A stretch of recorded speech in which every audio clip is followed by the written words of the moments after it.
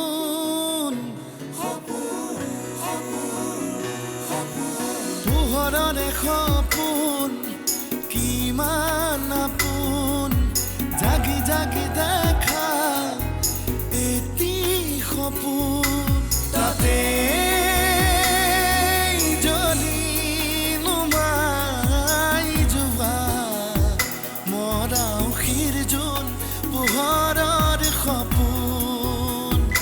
মৰাও শিৰজোন পোহৰৰ সপোন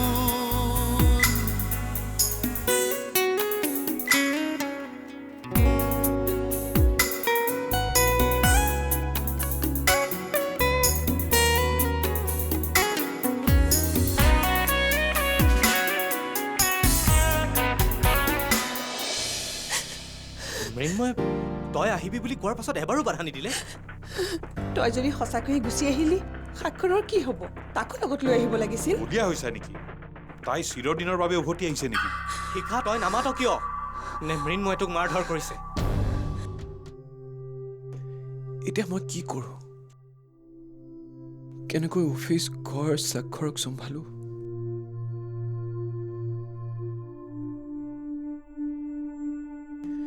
কিন্তু চম্ভালিবতো লাগিবই কলৈ যাও এইটো সময়ত ঘৰৰ পৰা ওলাই নাযাবি এইটো সময়ত খং উঠিলেও সমস্যাৰ পৰা পলাই নাযাবি পাৰ যদি সমস্যা সমাধান কৰিব চেষ্টা কৰ কিন্তু পলাব নালাগে আৰু কিমান দিন পলাই থাকিবি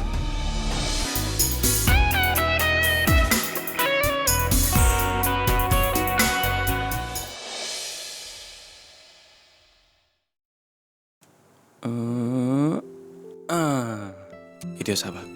এইখন এনেকে গৈছে গৈ গৈ গৈ উৰি গ'ল এইখন লাগিব নে সেইখন লাগিব সেইখন লাগিব এয়া লোৱা আপেল অলপ খাই দিয়া লোৱা খোৱা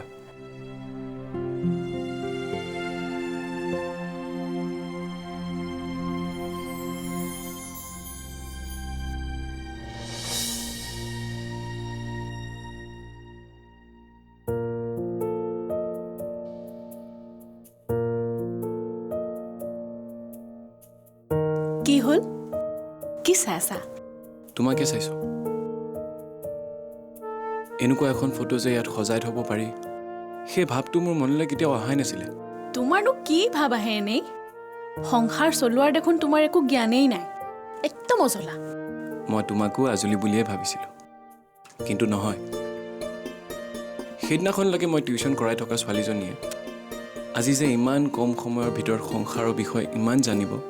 মই সেইটো ভবাই নাছিলোঁ এনেকুৱা লাগে যেন তুমি সকলোবোৰ ক'ৰবাৰ পৰা শিকিহে আহিছা ইয়াত আকৌ শিকিবলগীয়া কি আছে এইটোৱেতো আমাৰ ঘৰ ইয়াৰ পৰাই আমাৰ যুগ্ম জীৱনৰ আৰম্ভণি হৈছে আৰু মৃন্ময় এই ঘৰটো মোৰ কাৰণে এটা মন্দিৰ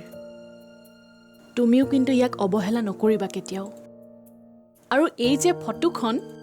ইয়াতেই আমাৰ মৰম প্ৰেম সকলো আছে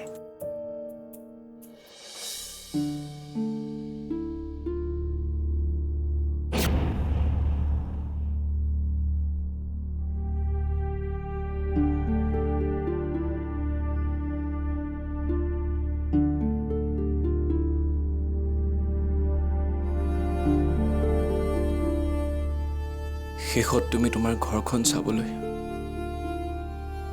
আৰু মোক ইয়াৰ ৰক্ষা দিবলৈ অকলে এৰি থৈ গুচি গ'লা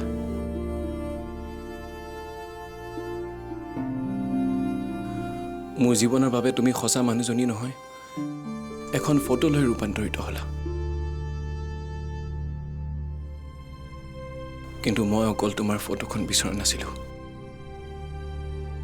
সমগ্ৰ মানুহজনীয়ে বিচাৰিছিলোঁ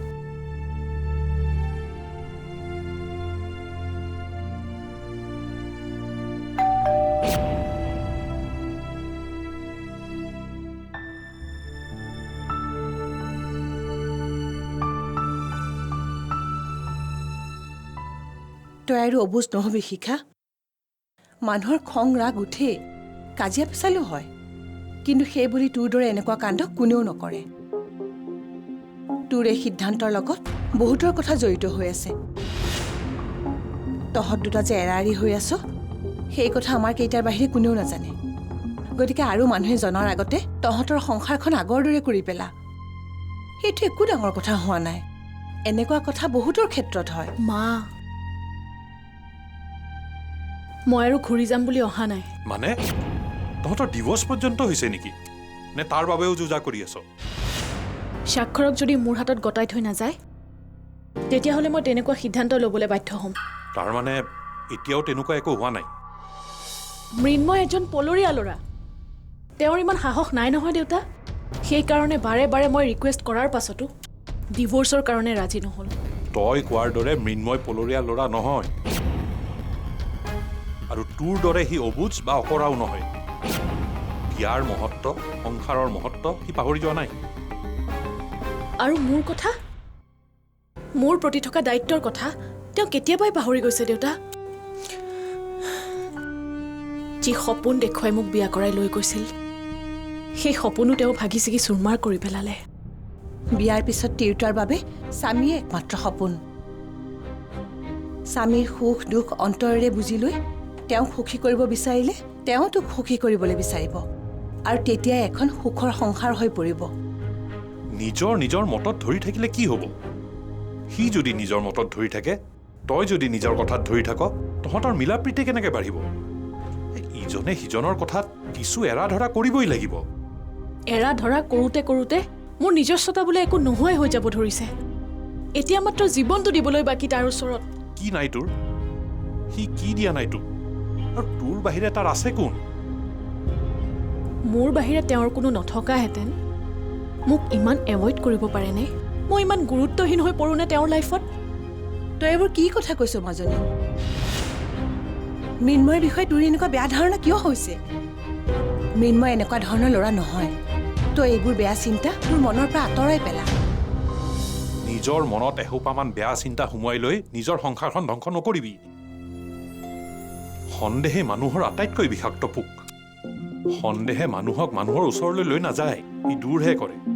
আৰু যেতিয়া এই দূৰত্ব বাঢ়ি ইজনে সিজনক ঢুকি নোপোৱা হয় তেতিয়া সংসাৰ হৈ নাথাকে মনত ৰাখিবি মাজনী তহঁত দুটা এতিয়া বন্ধু বান্ধৱী নহয় স্বামী স্ত্ৰী বিবাহৰ দৰে পবিত্ৰ বান্ধোনেৰে বান্ধ খাইহে তহঁত স্বামী স্ত্ৰী হৈছ তই বিয়াৰ অৰ্থ এতিয়াও বুজি পোৱা নাই বিয়া যদিও তহঁত দুটাৰ মাজতহে হৈছিল ইয়াৰ লগত এখন সমাজ জড়িত হৈ আছে তই এতিয়া আগৰ শিক্ষাজনী হৈ থকা নাই তহঁত স্বামী স্ত্ৰী ইমান সহজে ইজনে সিজনৰ পৰা আঁতৰি আহিব নোৱাৰ সমাজে দৰা কইনাক আশীৰ্বাদ দিয়ে দৰা কইনাই সদায় সুখী হোৱাটো সকলোৱে কামনা কৰে কিন্তু স্বামী স্ত্ৰীৰ মাজত হোৱা দুখ অন্তৰ্দ্বন্দ্বৰ কথা কোনোবাই বুজে জানো ইয়াৰ দায়িত্ব সমাজে ল'ব পাৰিব জানো মা সেই বুলি আমি সমাজৰ উদ্ধত নহয় সমাজত প্ৰচলিত নিয়ম নীতিবোৰ উলংঘা কৰা মানে আমি সমাজক উলংঘা কৰা সমাজৰ ৰীতি নীতি ওলাই কৰি আমাৰ চলা সাধ্য নাই নজনাকৈ আমি সমাজৰ ওচৰত দায়বদ্ধ তাৰ মানে সমাজৰ ৰীতি নীতিক মানিবলৈ গৈ মই সৰুৰে পৰাই দেখি থকা সপোনটোক জলাঞ্জলি দিব লাগিব তেন্তে কি সপোন পূৰাবলৈ গৈ তই সংসাৰক জলাঞ্জলি দিব ওলাইছ এয়া মোৰ অলিক সপোন নহয় দেউতা অতি সাধাৰণ মানুহে দেখাৰ দৰে এটা সাধাৰণ সপোন জীৱনটো সফল কৰি নিজৰ ভৰিৰ ওপৰত থিয় হোৱাৰ সপোন কিন্তু যদি সামাজিক বান্ধোন আৰু সাংসাৰিক বান্ধোনে মোৰ এই সাধাৰণ সপোনটোকো পূৰাবলৈ বাধা দিয়ে তেন্তে এই দুয়োটা বান্ধোনৰে মোৰ কোনো প্ৰয়োজন নাই তাৰ মানে তই তোৰ সংসাৰলৈ ঘূৰি নাযাও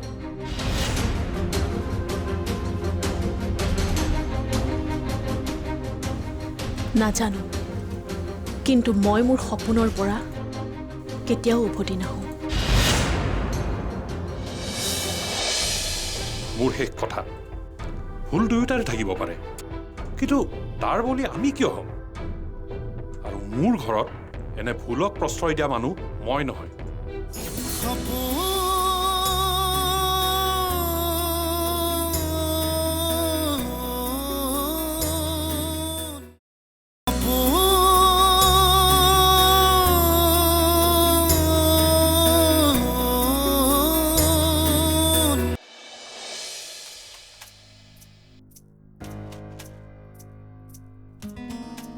মই মোৰ জীৱনটো অকলেই গঢ় দিব পাৰিম দেউতা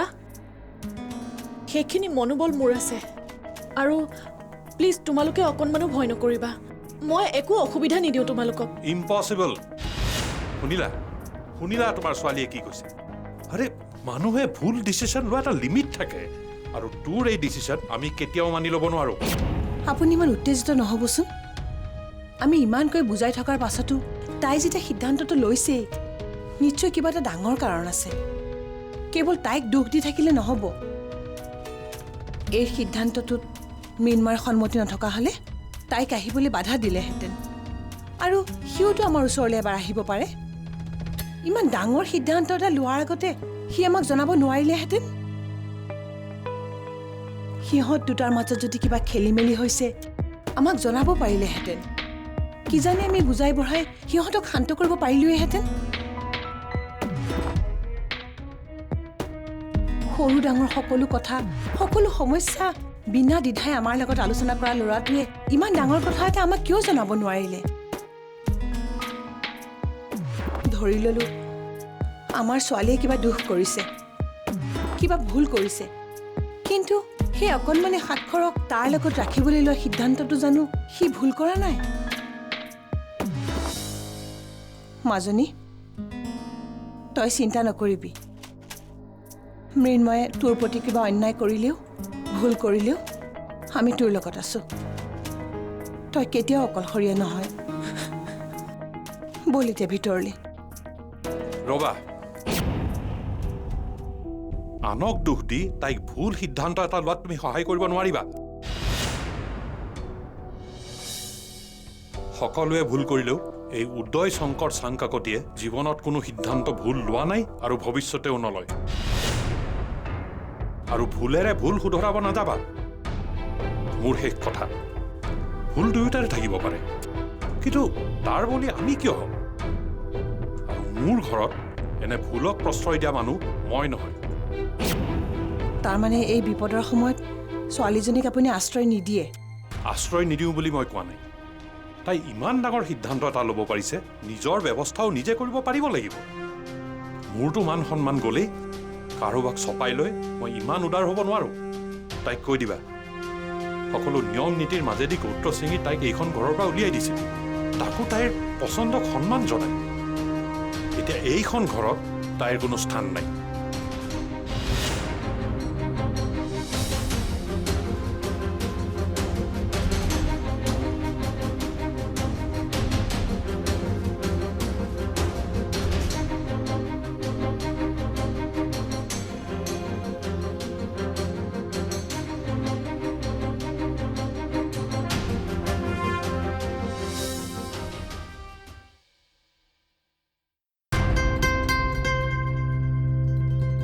নাই মই তোমাৰ কোনো চিন ৰাখিব নিবিচাৰো স্বাক্ষৰৰ বাবে যিমান ত্যাগ কষ্ট কৰিব লাগে মই কৰিম কিন্তু তাৰ মনৰ পৰা তোমাৰ ছবিখন সদায় কাৰণে আঁতৰাই পেলাম ইমান কণমানিতে নিজৰ মাকৰ মৰমৰ পৰা বঞ্চিত হ'ল যেতিয়া তেনেকুৱা এজনী মাকক মনত ৰখা তাৰ কোনো প্ৰয়োজন নাই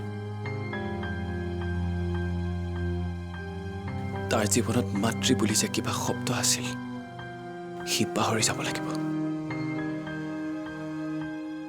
সি অনুভৱ কৰিব লাগিব যে তাৰ জীৱনত মাকৰ কোনো প্ৰয়োজন নাই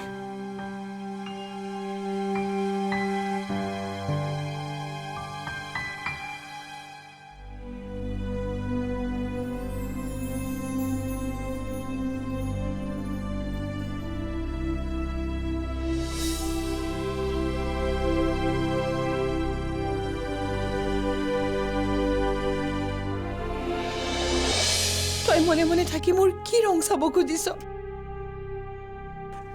তোৰ দৰে ডেকা ল'ৰা এটা থাকোঁতে তাইৰ এনেকুৱা অৱস্থা হ'ব নোৱাৰে তই কিবা এটা কৰ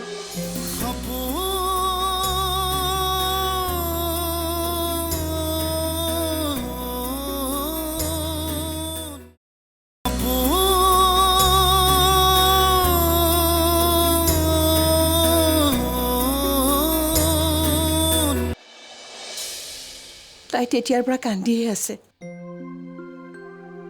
ইমানকৈ বুজাই বঢ়াই মনত সাহস দিয়াৰ পিছতো তাইক মই দুপৰীয়া ভাত কেইটামান খুৱাব নোৱাৰিলোঁ।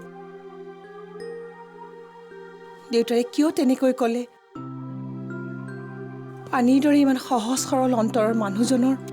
কেনেকৈ ইমান কঠিন শিলৰ দৰে হৃদয় হ'ল, মই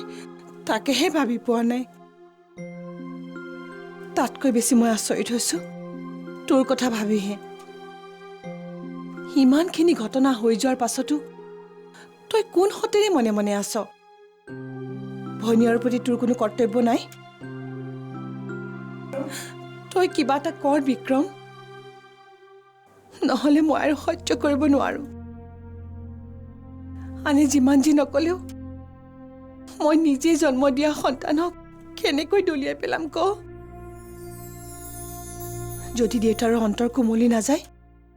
তেতিয়াহ'লে কি হ'ব? তাই কলৈ যাব, ক'ত থাকিব, কি কৰিব? এই অৱস্থাত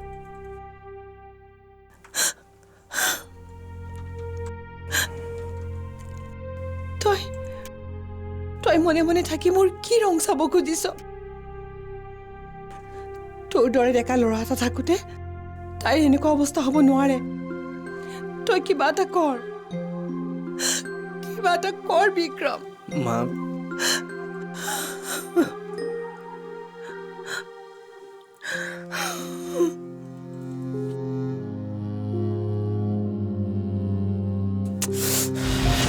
কাৰ চকু পানী সপোনত সাজি জীৱনে মৰণে পুৱানে গধূলি সময় আহে, সময় বাগৰি যায়, ৰৈ যায় মাথো আশাৰ সপোন, নতুনৰ বুকুৰ আপোন। তাতে জ্বলি নুমাই যোৱা মৰা উশিৰ জোন পোহৰৰ সপোন, মৰা উশিৰ জোন পোহৰৰ সপোন, সপোন